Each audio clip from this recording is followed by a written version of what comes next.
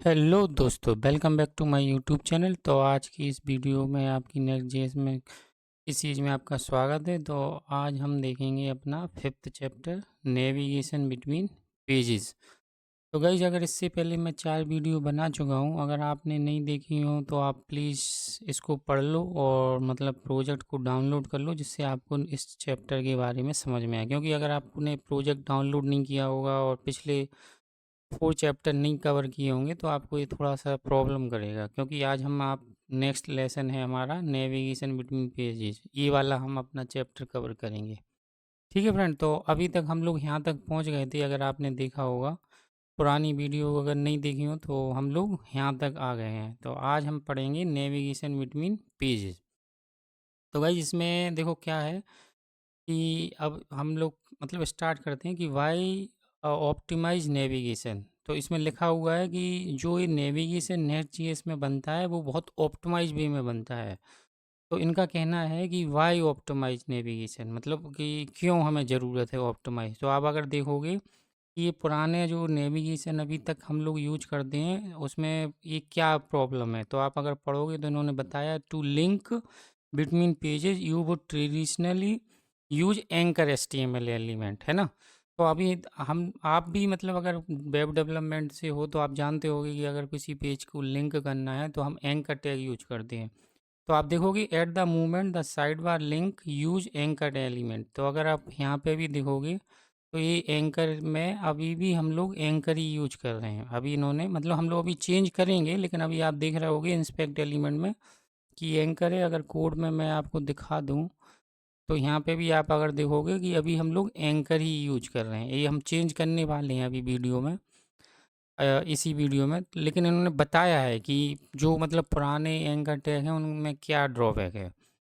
But notice that what happen when you navigate between home invoice customer pages on your browser, did you see it?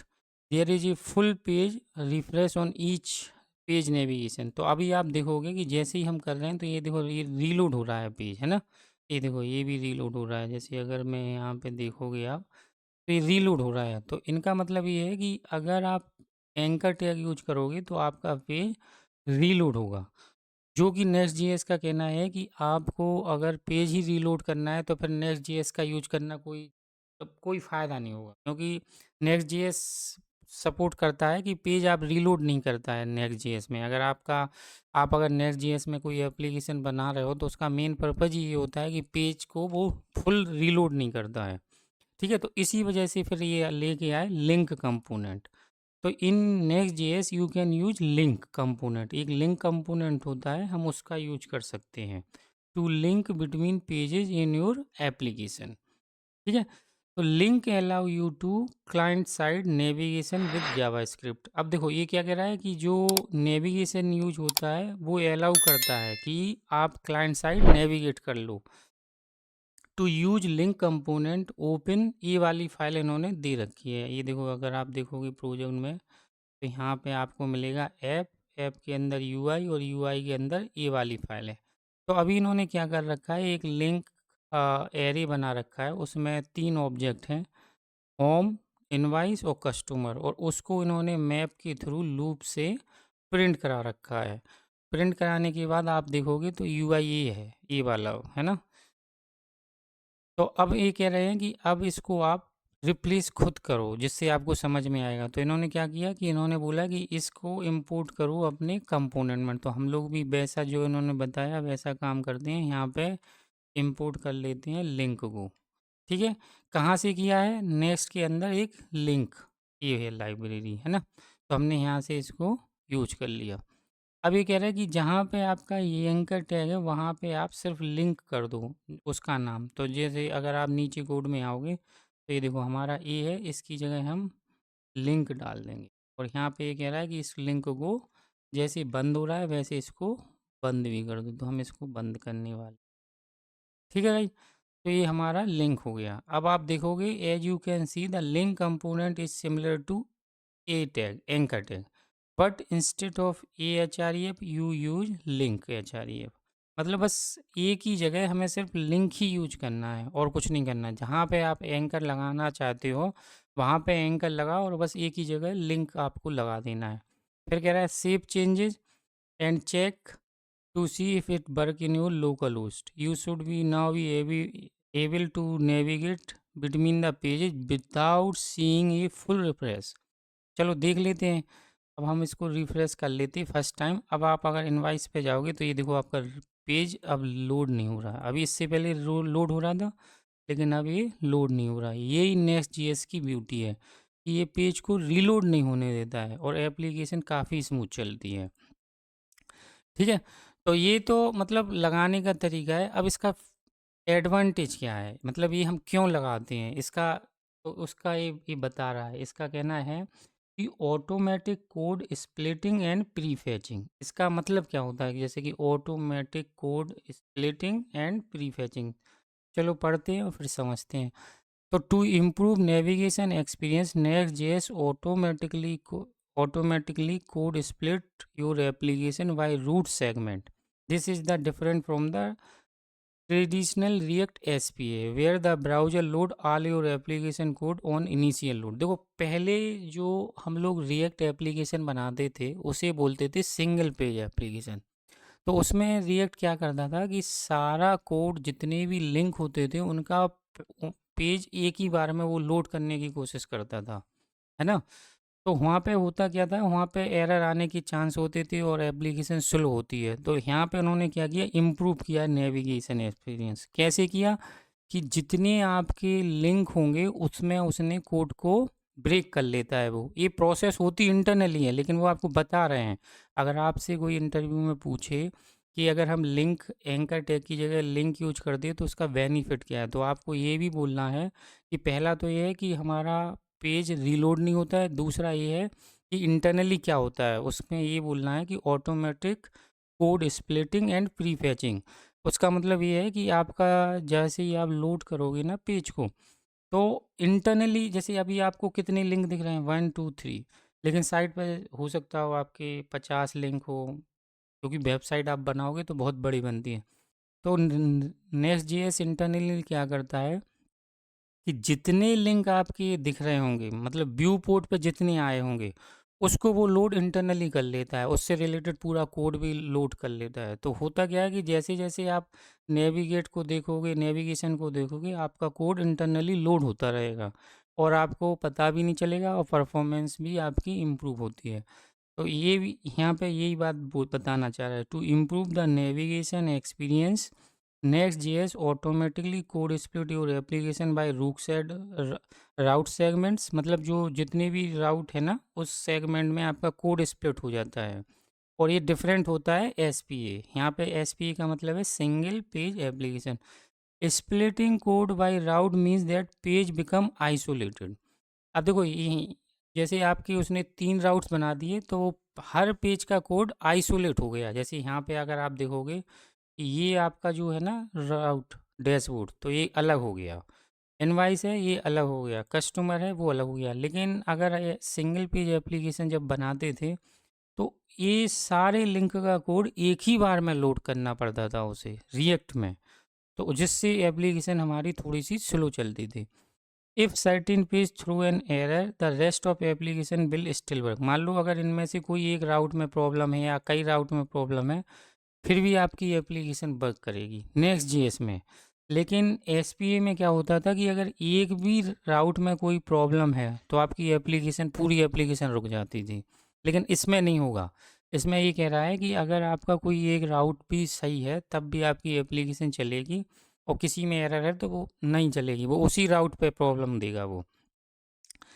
ठीक है, फिर यहाँ पे लिखा है further more in production when ever link component appear in the browser view port next JS automatically free fetch the code for linked route in the background. जो मैंने बताया है कि अगर आपके यहाँ पे 50 राउट के लिंक है, तो व्यू पोर्ट में आपके अगर मान लो अभी 3 दिख रहे, अगर मान लो 3 और दिख रहे होते तो वो 6 का जैसे ही यूजर देखेगा जितना, वो इंटरनली उनको लोड कर लेता है।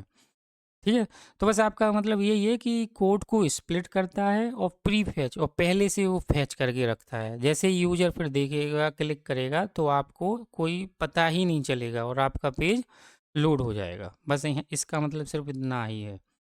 ठीक है, तो ये क्विज है, आप क्विज देख लेना। उसके बाद आता है आपका शोइंग एक्टिव लिंक्स। अब देखो यहाँ पे क्या हो रहा है कि अभी आपका कोई एक्टिव लिंक्स नहीं दिख रहा है कि यूजर किस राउट पे है ना। तो उसके लिए नेक्स्ट जेएस बोलती है कि आपको अगर वो यूज करना है तो एक हमारा हुक है, यूज पाथ नेम, ये वाला हुक। इसको आपको इंपोर्ट करना है, इसको आपको यूज करना है। तो इसके थ्रू आपको पता चल जाएगा कि करेंटली मतलब किस राउट पे यूजर है। तो आप देखोगे यहाँ पे यह common UI pattern is show active link to indicate to user what page they are currently on. To do this you need to get user current path from the URL. तो बस इसका मतलब ये है कि आप इसका यूज करो। तो हम लोग उसको अभी यूज कर लेते हैं, जिससे आपका ना लिंक एक्टिवेट दिखाएंगे। क्योंकि अभी आप देखोगे कि ये एप्लीकेशन में लिंक एक्टिवेट नहीं हो रहा। कि इनवाइस पे अगर मैं हूँ तो इनवाइस पे ये मतलब ये शेडो या कुछ ऐसा दिखना चाहिए कि पता चले कि हाँ हम इनवाइस पे हैं। तो अब यहाँ पे अगर आप देखोगे तो हम यहाँ पे इंपोर्ट करते हैं।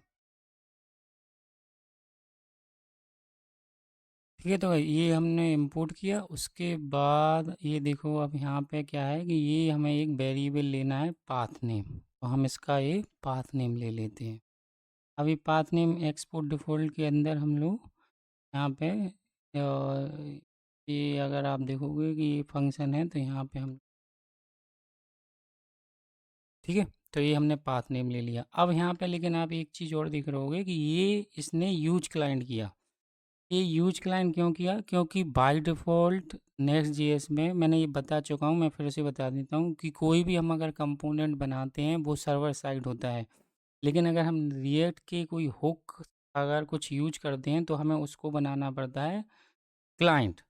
अगर जैसे ही आप यूज क्लाइंट लिख दोगे सबसे टॉप पर फाइल के, तो वो क्या हो जाता है, वो बन जाता है क्लाइंट साइड कंपोनेंट। अदरवाइज आप यूज ही नहीं कर पाओगे। अगर आप देखोगे यहाँ पे एरर थ्रो कर देगा ये देखो ये, है ना। तो इस वजह से हमें यहाँ पे यूज क्लाइंट लिखना पड़ता है। तो ये यूज क्लाइंट आप लिखना मत भूलना। यूज क्लाइंट से आपको क्या हो जाता है, वो क्लाइंट साइड कंपोनेंट बना देता है। और आप देखोगे कि जिस भी कंपोनेंट में आप यूज क्लाइंट लिखोगे वो क्लाइंट पे ही रेंडर होगा, और जिस पे नहीं होगा वो सर्वर साइड रेंडर हो रहा होगा। ठीक है, तो यहाँ पे लिखा है कि use path name is a React hook, ये हुक है। You will need into a client component और add use React use client directive. देखो ये बोल रहा है to the top of the file, then import use path name.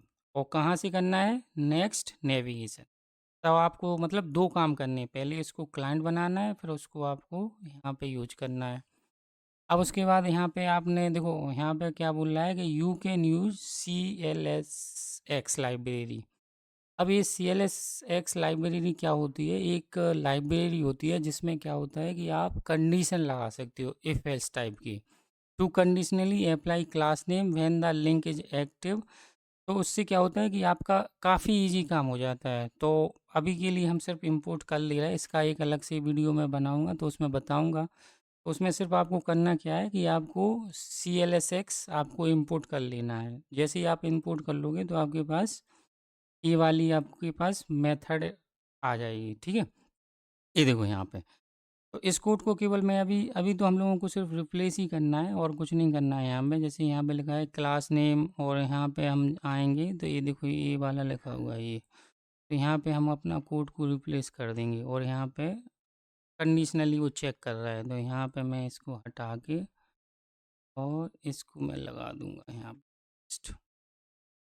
ठीक है, और यहाँ पे अब क्या एरर थ्रो कर रहा है ये, ओके ये डबल इक्वल हो गया शायद। ठीक है, तो ये मैं बता देता हूँ ये क्या चेक कर रहा है कि जो हमने ये वेरिएबल में निकाला है पाथ नेम ये वाला, है ना। ये पाथ नेम को हम कंपेयर कर रहे हैं, जो लिंक है ना ये वाला लिंक ए और HREF हम चेक कर रहे हैं कि अगर इस पाथ नेम में जो प्रिंट हो रहा है वो अगर सेम है तो क्या करो, BG स्काई 100 कर दो और उसका टेक्स्ट जो ब्लू है वो 600 कर दो। तो आप अगर यहाँ पे रिफ्रेश करोगे तो ये देखो अब आपको पता चल रहा होगा कि इसने ये उसको सिलेक्टिव बना दिया है ना। क्योंकि अगर आपने मतलब अलग से कभी कोड किया होगा तो इफ एल्स लगाए होंगे कंडीशन में कि हमारा अगर ये वाला URL आ रहा है तो यहाँ पे ये हो जाए, अगर ये वाला URL आ रहा है तो इस क्लास का तो यहाँ पे CLS एक जो लाइब्रेरी मतलब क्लासेस जो होती है ना, ये यहाँ पे जो इन्होंने बताया कि एक CLS लाइब्रेरी, उसमें हम लोग ईज़िली देखो, अगर ये यहाँ पे लिखा हुआ है कि इसमें हो क्या रहा है, मैं आपको इसका और ये है देखो ये मेथड, इसके अंदर हम जो CLS मतलब जो भी क्लास लिखेंगे वो तो लिखना ही लिखना है। इससे पहले जो लिखी थी वो यहाँ तक लिखी हुई थी, अगर आप देखना कि यहाँ तक। उसके बाद इसमें हमने कॉमा पास किया और यहाँ पे हमने ये कर्ली ब्रेसेस में लिखा और यहाँ पे ये पैरेंथेसिस में पास, क्योंकि आप ये समझो कि ये फंक्शन है। उस फंक्शन में हमें पूरी CSS as a parameter pass करना है और उसके अंदर हमें जो कर्ली ब्रेसेस में डालेंगे वो उसको एवेल्यूएट करता है कंडीशन लगा के। तो यहाँ पे उसे कंडीशन जो मिल रही होगी पाथ नेम में, जो करंट पाथ नेम है और जो ये लूप में प्रिंट करा रहा है, अगर वो मिल रहा होगा, मैच हो रहा होगा, उसका कलर ये BG स्काई 100 और टेक्स्ट ब्लू 600 कर दे रहा, थोड़ा सा बढ़ा दे रहा है, ये देखो। ठीक है फ्रेंड, तो ये वाला हमारा चैप्टर ख़त्म हुआ। इसमें हमें केवल इस लिंक के बारे में ही पढ़ना था कि हमें नेविगेशन के लिए क्या यूज करना है। तो बस नेविगेशन की जगह हमें एंकर टैग की जगह लिंक यूज करना है। मैं अब आपको समराइज कर देता हूँ एक लास्ट में कि हमें एंकर टैग की जगह लिंक का यूज करना है, और ये हम क्यों यूज करते हैं ये इंटरव्यू में ज़रूर पूछते हैं, तो हमें उसका आंसर रिप्लाई करना है कि automatic code splitting and for pre फैचिंग। तो ये इंटरनली प्रोसेस होती है लेकिन आपको बताना पड़ेगा। और अगर आपको एक्टिव लिंक दिखाना है तो आप CLS एक लाइब्रेरी होती है, अदरवाइज फिर आप मैनुअली आपको कंडीशन लगानी पड़ेगी। ठीक है, तो CLS से ये काम इजी हो जाता है और हम यहाँ काम इजी करने के लिए ही यूज कर रहे हैं। ठीक है फ्रेंड, तो अगर आपको ये वीडियो अच्छी लगी हो तो प्लीज़ लाइक करें और सब्सक्राइब करें। Thank you friend.